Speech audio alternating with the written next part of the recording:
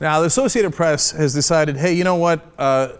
Using the word illegal immigrant is offensive, so we're not going to do it anymore. In fact, it's explained by this. Use illegal only, they say in their guidelines, to refer to an action and not a person. It's illegal immigration, but not illegal immigrant. So that's the reason they made the decision, because they say not only is it offensive, but it's not accurate. A person is not illegal, period, in all the things that they do in their lives.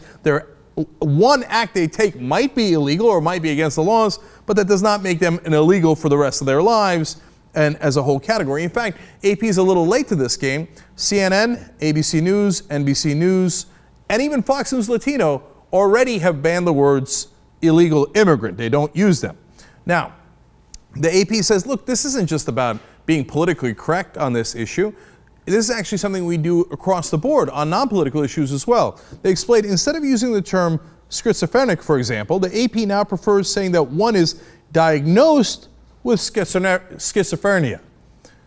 A word apparently I have trouble with. Anyway, now, to me, they've gone too far. The illegal immigrant one is a decent point. We'll get back to that in a second. But every time you write, it's a person diagnosed with that could possibly have schizophrenia, just write schizophrenic and let's move on with our lives. I know, you're trying to be accurate, I get it, right? Now, the New York Times has resisted. They have not gone in this direction. Now, later in the week, apparently they're going to change their guidelines a little bit to go more in that direction, but not fully. So we'll find out what that means later. But Margaret Sullivan, their public editor for the New York Times, said, my position on this has changed over the past several months. So many people find it offensive to refer to a person with an adjective like illegal that I now favor the use of undocumented or unauthorized as alternatives. Now, the problem with the AP, in my opinion, is that they say, not buying it. We won't let you use those words either. Okay, quote, AP will also avoid sweeping labels like undocumented or unauthorized used by some in the news media who avoid the term illegal immigrant. But then, what are you supposed to use? I think they've taken it too far, but to get the correct answer on this, we go to our Latino correspondent, Jesus Godoy from East Los Angeles. Yes, Jesus, what are the correct terms you will accept on behalf of the Latino community? I think undocumented is totally fine.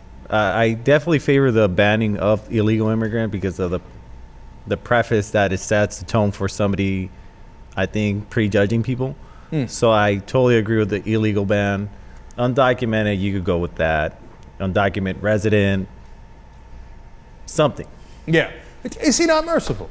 In fact, most Latinos agree with Jesus. 46%, well, at least a plurality, who find it offensive. 35% say, hey, look, it's just accurate, and 7% are neutral to it. But, you know, that goes to Margaret Sullivan's point in the New York Times, which is that if enough people find it offensive, well, let's move along. Now, you shouldn't do that at the drop of a hat. If 3 people find it offensive, we can't change every word every time. And look, this is a battle that I've told you before that I fought when I was a young Republican a gazillion years ago. Back then, the word Oriental was totally acceptable when I was growing up through junior high and through most of high school.